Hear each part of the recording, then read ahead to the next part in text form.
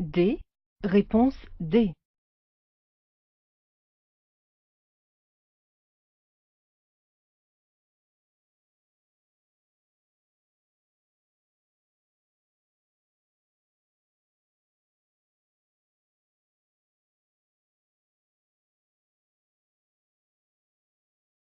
La bonne réponse c'est C. Le piéton situé entre les deux véhicules en stationnement s'apprête à traverser sans regarder dans ma direction et sans assurance qu'il m'ait vu. Je suis donc particulièrement vigilant par rapport à cet usager vulnérable. Conscience des risques liés aux usagers vulnérables au-delà de la règle, le conducteur doit être capable de détecter les zones potentiellement dangereuses. La prise en compte des comportements des usagers vulnérables en fait partie. Ce panneau met fin aux précédentes limitations de vitesse. Réponse A. À l'interdiction de dépasser. Réponse B. À l'interdiction de stationner. Réponse C.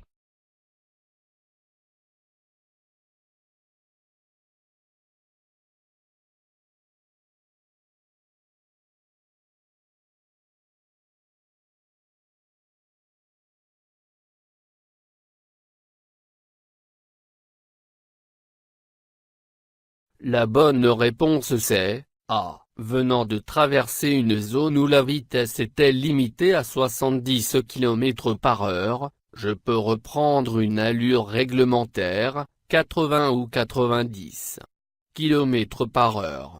Selon mon statut de jeune conducteur ou non, en fonction des conditions de circulation. Après ce panneau, connaissance de la réglementation, la nouvelle banque de questions de l'examen du code de la route s'attache à moderniser la forme des questions, y compris sur des thématiques qui préexistaient dans la banque de questions précédente. Ici, le visuel met le candidat en situation réelle de conduite, plutôt que le confronter, comme c'était le cas auparavant, au seul panneau et à la connaissance de sa signification. En effet, si la banque de questions est nouvelle, le code de la route est inchangé.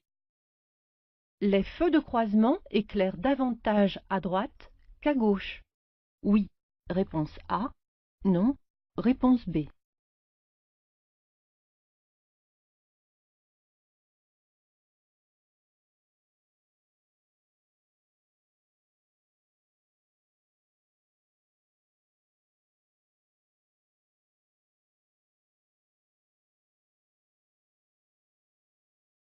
La bonne réponse c'est A. Le faisceau des feux de croisement est asymétrique. Il éclaire en effet davantage le côté droit de la chaussée où est implantée la signalisation verticale et où peuvent éventuellement se trouver des piétons. Ce réglage est normal et permet de ne pas éblouir les automobilistes venant en sens inverse. Je ne dois pas modifier ce réglage. Je dois, en revanche, régler la hauteur de mes feux lorsque mon véhicule est chargé pour ne pas éblouir les autres usagers. Ce réglage se fait généralement depuis le poste de conduite. Conscience des risques liés à la conduite de nuit. La circulation de nuit nécessite un véhicule disposant de feux lui permettant de voir et d'être vu. Le réglage des feux répond à des normes précises, distance d'éclairage, luminosité, et ne doit pas être modifié.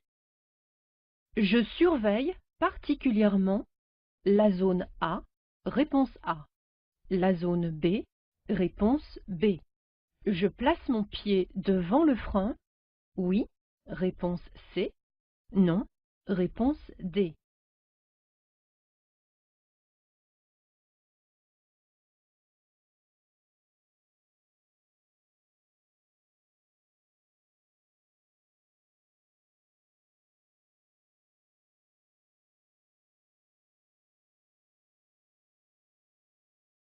La bonne réponse c'est B et C. Des passagers sortant du bus peuvent traverser la chaussée au niveau de la zone B.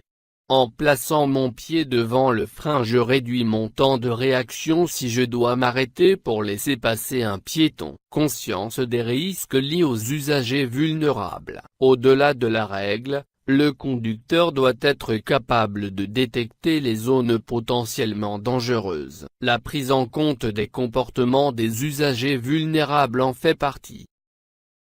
Mon véhicule est équipé de l'appel d'urgence, e-call. Il est géolocalisé. Oui, réponse A. Non, réponse B. Les secours sont automatiquement appelés en cas d'accident. Oui, réponse C. Non, réponse D.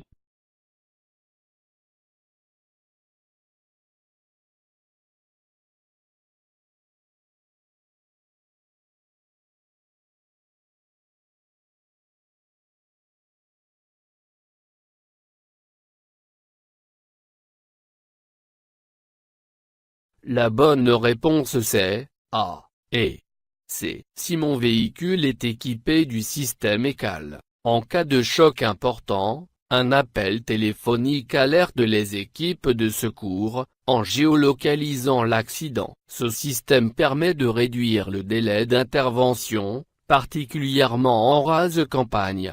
Sans témoin. Nouvelles technologies. Les conducteurs doivent connaître les nouvelles technologies qui équipent les véhicules afin de les utiliser correctement si besoin. On estime que 2% des véhicules circulant en France sont déjà équipés de l'ECAL. À partir du printemps 2018, les nouveaux véhicules seront obligatoirement équipés de ce dispositif qui vise à réduire le temps d'intervention des secours.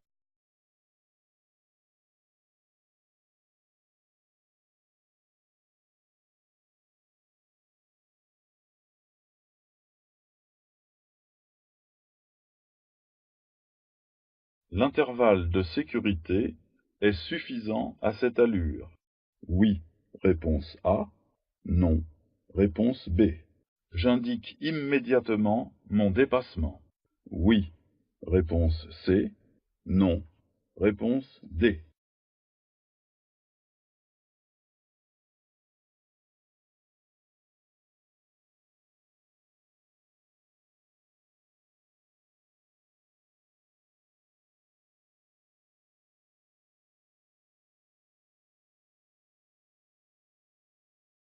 La bonne réponse c'est B et D. La distance de sécurité minimale à respecter doit être équivalente à la distance parcourue en 2 secondes, soit le double du temps de réaction moyen. Je ne peux pas signaler une manœuvre de dépassement immédiatement, car je vois un véhicule sur le point de me dépasser dans le rétroviseur. Capacité de perception, d'évaluation et de décision. Le conducteur doit être capable d'évaluer les distances de sécurité, d'anticiper ses dépassements. Pour cela il doit vérifier régulièrement son environnement. L'avertissement doit intervenir au bon moment pour ne pas créer une gêne ou surprise qui pourrait provoquer une réaction inadaptée des autres conducteurs. Ici le format vidéo permet de bien évaluer la différence de vitesse avec le poids lourd et le véhicule qui nous dépasse. Le candidat est ici en position d'apprenti conducteur plus qu'en apprenant du code de la route. J'ai le droit de dépasser le deux roues. Oui, réponse A. Non, réponse B. Je dépasse. Oui, réponse C. Non, réponse D.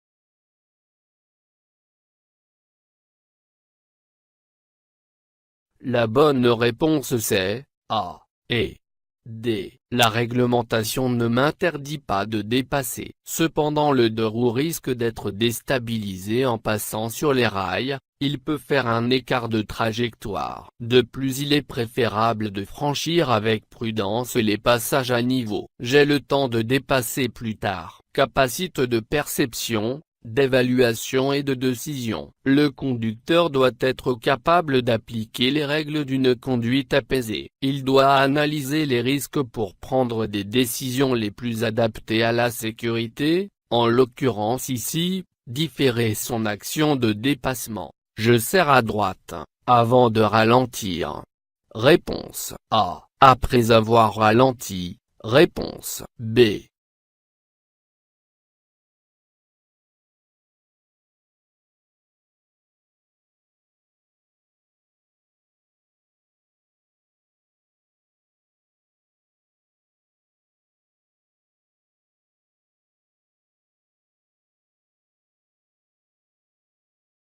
La bonne réponse c'est B. Le ralentissement permet de maîtriser la trajectoire. Alors pour la capacité de perception et d'évaluation, le conducteur doit être capable d'adapter l'allure de son véhicule avant de serrer à droite, et éventuellement s'arrêter, en empiétant éventuellement, sur l'accotement dont il ne connaît pas la nature afin de garantir la sécurité pendant le croisement. Si le conducteur serre à droite avant de ralentir, il prend le risque de perdre le contrôle de son véhicule. Conducteur du véhicule blanc, oui réponse A. Non réponse B. Je regarde vers l'accotement droit. Oui réponse C. Non réponse D.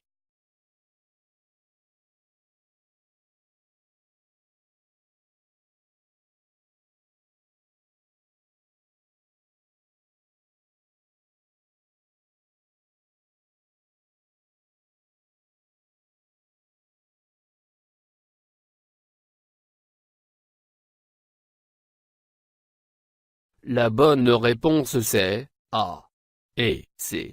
Dans mes déplacements de nuit, je dois être attentif à la route tout en respectant les autres usagers. J'aperçois les feux d'un véhicule circulant en face, donc je maintiens mes feux de croisement pour ne pas éblouir le conducteur et je porte mon regard vers l'accotement droit pour ne pas être ébloui. Conscience des risques liés à la conduite de nuit, le conducteur doit connaître la règle d'utilisation des feux, notamment lors des croisements, et doit aussi être conscient des risques liés à la conduite de nuit. Le marquage au sol m'aide à évaluer l'espace de sécurité. Oui réponse A. Non réponse B. Je suis à plus de 2 secondes du véhicule devant moi. Oui réponse C. Non réponse D.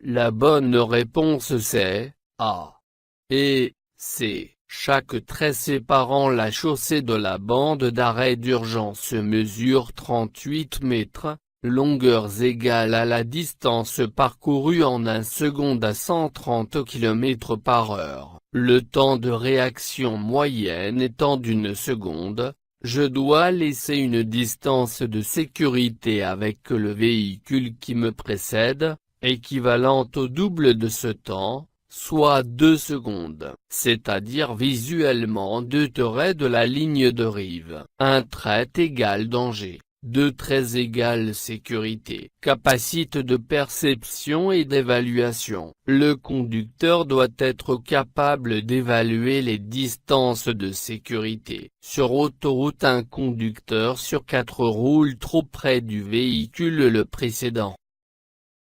Un jeune conducteur est capable de lire tous ces indices en même temps.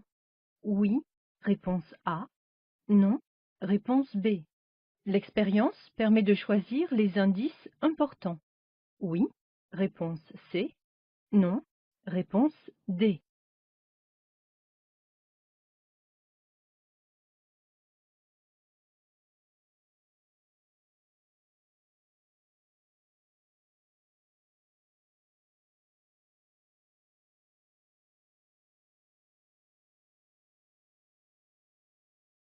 La bonne réponse c'est B et C. Mon regard et mon cerveau ne sont pas capables de traiter toutes les informations au même moment. L'expérience acquise au fil des kilomètres parcourus et des situations rencontrées m'aidera à porter mon attention sur les indices les plus pertinents. Capacité de perception et d'évaluation. Le conducteur novice doit comprendre que son inexpérience peut représenter un danger et que c'est pour cela que sa vitesse doit être plus limitée qu'un conducteur expérimenté.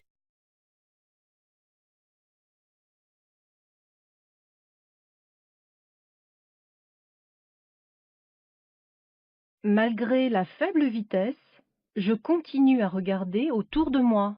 Oui, réponse A. Non, réponse B. Je reste serré à droite dans ma voie. Oui, réponse C. Non, réponse D.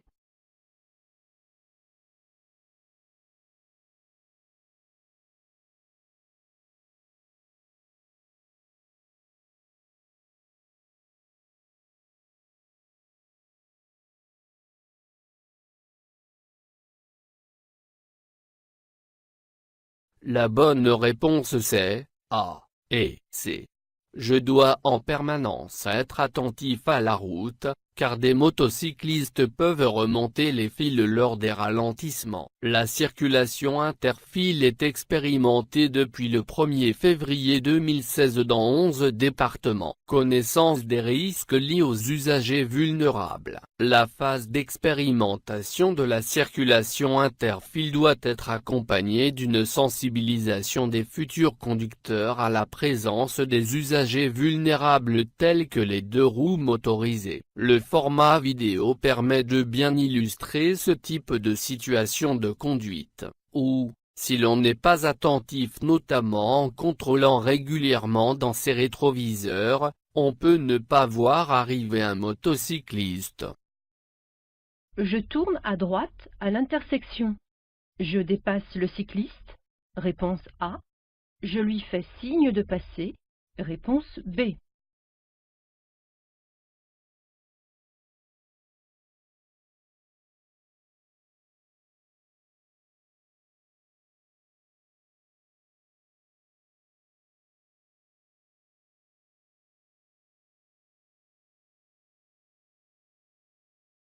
La bonne réponse c'est B.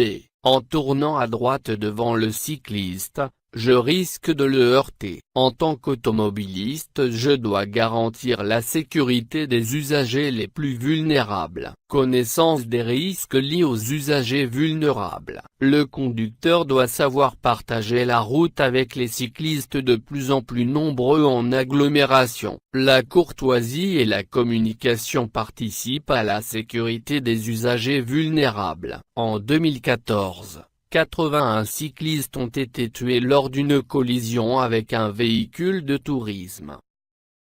Avant d'appeler les secours, je vérifie si la victime respire. Oui, réponse A. Non, réponse B. Est consciente. Oui, réponse C. Non, réponse D.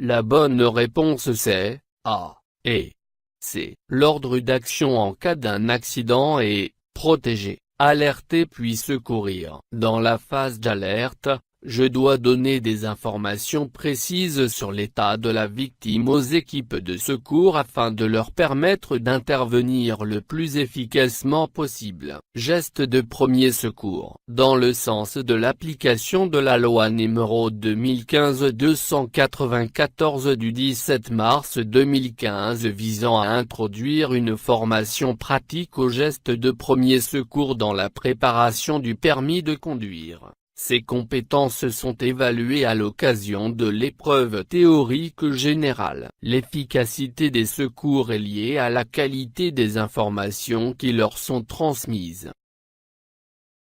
Lors de croisements la nuit, je m'oblige à diriger le regard vers la zone A, Réponse A.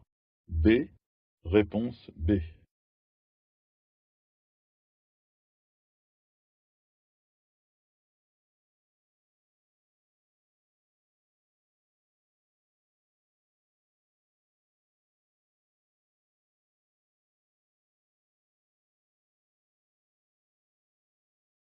La bonne réponse c'est B. Porter son regard sur la droite permet d'être moins ébloui lors d'un croisement et facilite la tenue de la trajectoire. Conscience des risques liés à la conduite de nuit. Le conducteur doit connaître la règle d'utilisation des feux, la nécessité de leur réglage asymétrique, mais il doit aussi être conscient des risques liés à la conduite de nuit. Le champ visuel d'un conducteur est d'environ 180 degrés à l'arrêt. Oui, réponse A. Non, réponse B.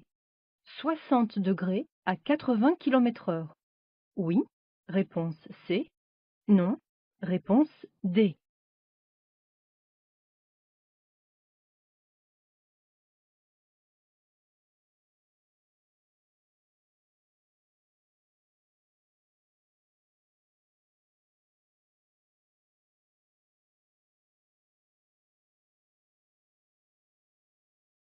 La bonne réponse c'est A et C.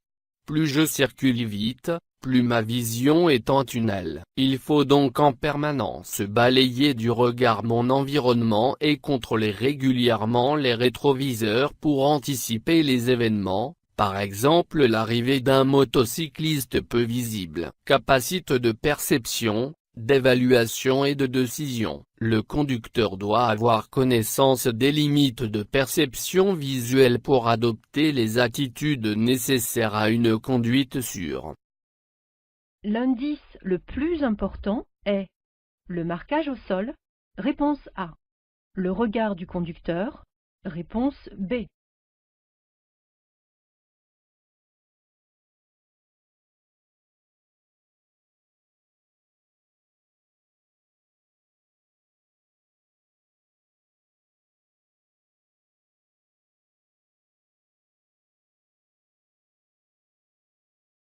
La bonne réponse c'est B. Je dois vérifier que le conducteur m'a vu. Au-delà de la règle, je dois m'assurer que je suis visible et je dois anticiper le comportement des autres conducteurs. Conscience des risques franchissant les intersections. Les accidents en intersection et les refus de priorité sont principalement dus à la non-perception des autres usagers. Pour réduire ma consommation, je retire le pied de l'accélérateur. Oui, réponse A. Non, réponse B. Je rétrograde jusqu'en deuxième. Oui, réponse C. Non, réponse D.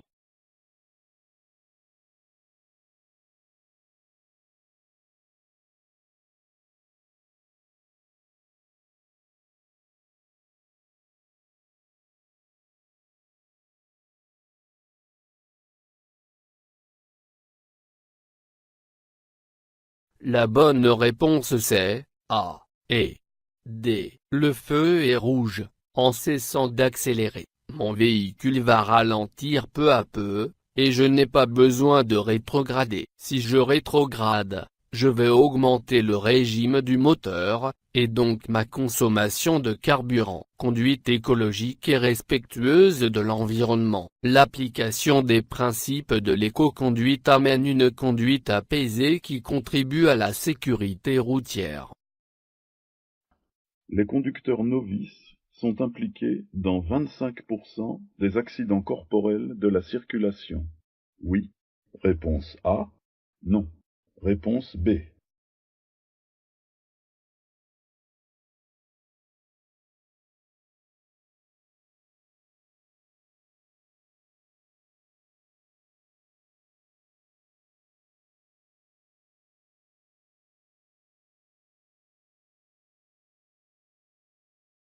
La bonne réponse c'est A. Mon permis de conduire obtenu, Je dois être particulièrement vigilant aux situations nouvelles que je vais rencontrer et qui vont enrichir mon expérience. Les vitesses spécifiques jeunes conducteurs me permettent d'anticiper et d'adopter le bon comportement. En 2014, 316 conducteurs novices sont décédés sur les routes. Capacité de perception et d'évaluation. Le conducteur novice doit comprendre que son inexpérience peut représenter un danger.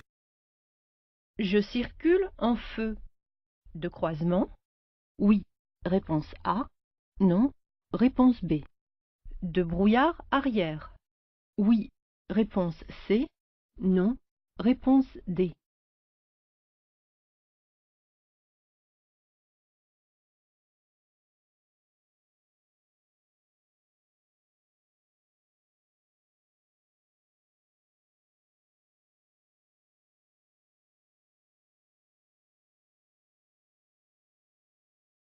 La bonne réponse c'est A et C. La visibilité est réduite. Pour circuler en toute sécurité, j'allume obligatoirement mes feux de croisement et de brouillard arrière. Connaissance de la réglementation. La nouvelle banque de questions de l'examen du code de la route s'attache à moderniser la forme des questions, y compris sur des thématiques qui préexistaient dans la banque de questions précédente. Ici, le visuel met le candidat en situation réelle de conduite qui doit agir et mettre en application la règle pour se déplacer en toute sécurité dans ces conditions climatiques. En effet, si la banque de questions est nouvelle, le code de la route est inchangé.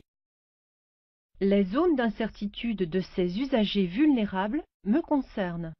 Oui. Réponse A. Non. Réponse B. Je m'arrête. Oui. Réponse C. Non. Réponse D.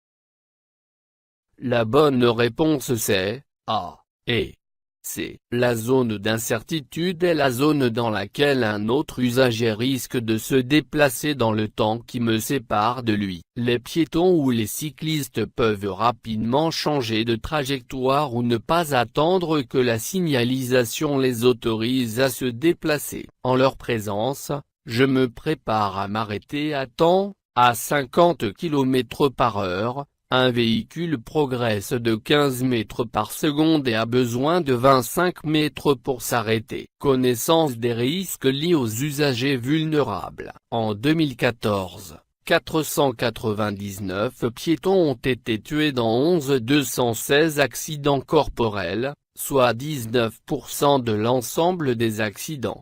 4438 accidents corporels ont impliqué un cycliste, soit 7,6% de l'ensemble des accidents. 159 cyclistes ont été tués dans ces accidents. Sur un véhicule à boîte automatique, j'appuie sur le frein pour retirer la position.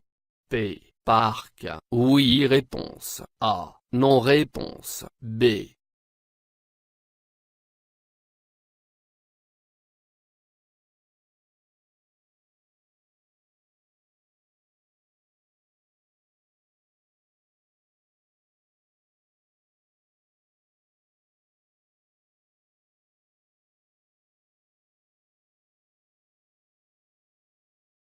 La bonne réponse c'est A. La position P de la boîte automatique permet de retenir le véhicule en stationnement. Un dispositif de sécurité empêche d'enlever ce frein automatique si je n'appuie pas sur la pédale de frein. Le développement des véhicules à boîte automatique. Le conducteur est susceptible de conduire un véhicule automatique, notamment avec le développement du marché des véhicules électriques. Ces véhicules sont plus faciles à conduire que ceux équipés d'une boîte de vitesse, mais il est utile de connaître leurs particularités. Si je n'obéis pas à cet agent qui me fait signe de m'arrêter, J'encours une amende de 3 750 €. Oui. Réponse A. Non. Réponse B. Une perte de 6 points. Oui. Réponse C. Non. Réponse D.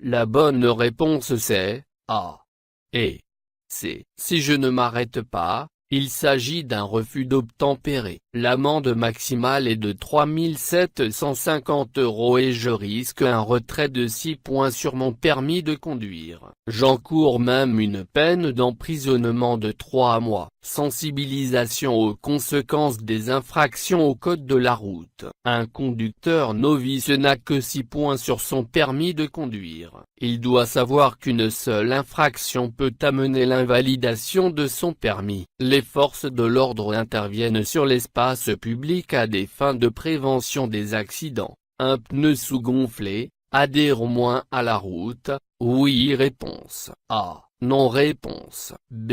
Augmente les distances de freinage. Oui. Réponse C. Non. Réponse D.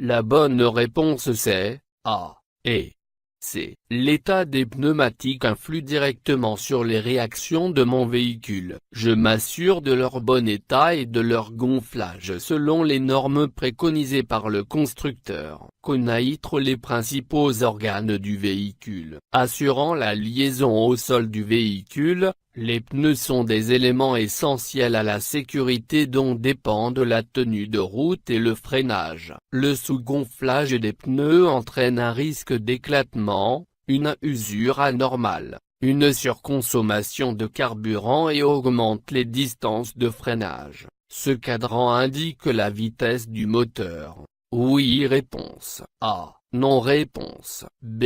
C'est une aide utile à l'éco-conduite. Oui. Réponse C. Non. Réponse D.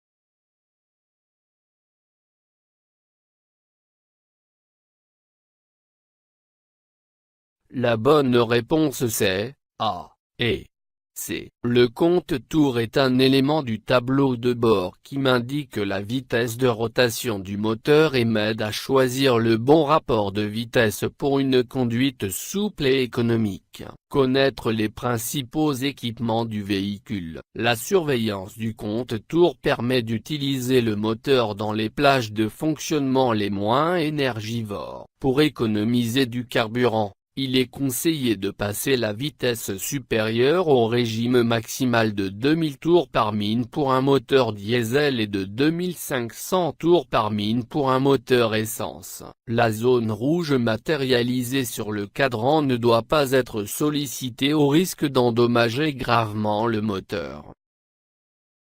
La vitesse est limitée à 50 km/h en raison de l'absence de visibilité, réponse A.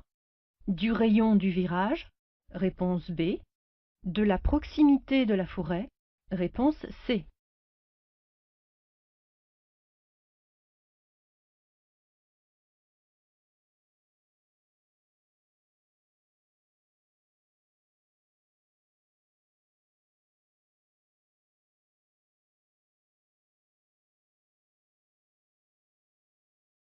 La bonne réponse c'est A et B. La signalisation m'indique une vitesse limitée sur une certaine distance. J'adapte mon allure pour tenir compte du virage et de la faible visibilité à sa sortie. Capacité de perception. d'évaluation et de décision. Le conducteur doit connaître non seulement la règle, mais comprendre ce qui la justifie. En l'occurrence ici, adapter son allure pour tenir compte du rayon du virage, lutter contre la force centrifuge, et de l'absence de visibilité en sortie de virage. Les radars automatiques sont implantés le long des axes où le risque d'accident est connu. Oui, réponse A. Non, réponse B. La vitesse des automobilistes est inadaptée. Oui, réponse C. Non, réponse D.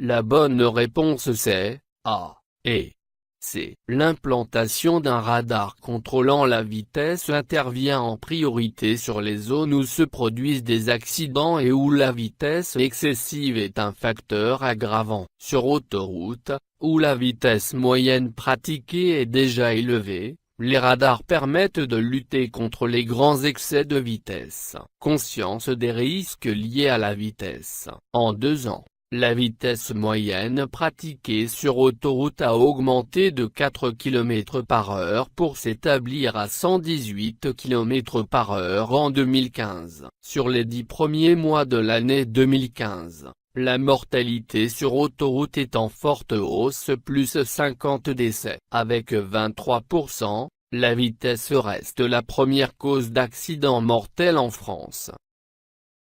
Je m'arrête le long du trottoir à droite pour faire descendre mon passager. Oui, réponse A. Non, réponse B.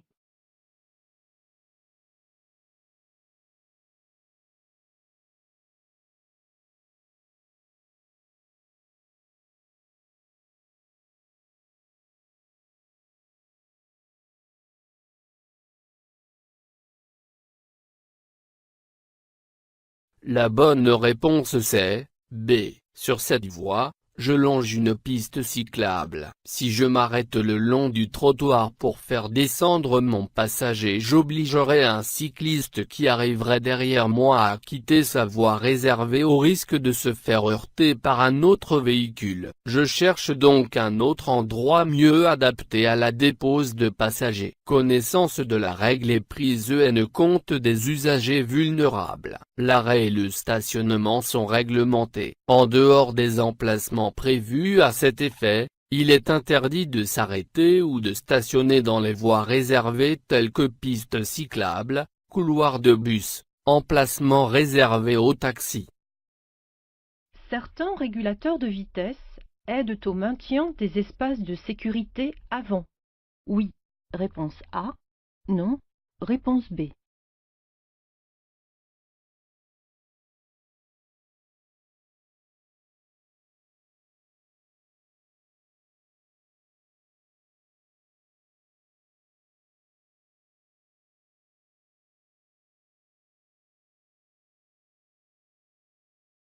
La bonne réponse c'est A. Si mon régulateur est équipé de cette fonctionnalité.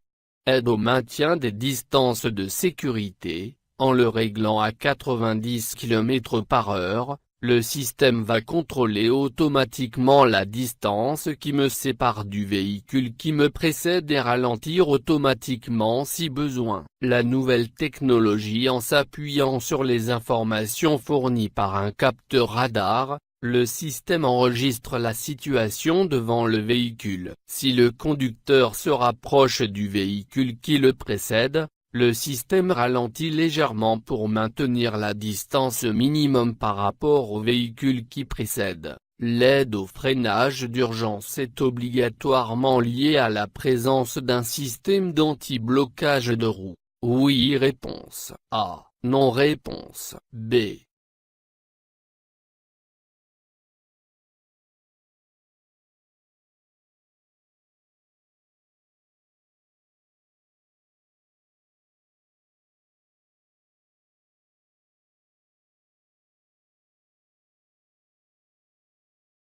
La bonne réponse c'est A. Si mon véhicule est équipé de l'aide au freinage d'urgence, AFU, il est également équipé de l'AB. Nouvelle technologie équipement de sécurité. L'AFU détecte le passage anormalement rapide de la pédale d'accélérateur à la pédale de frein.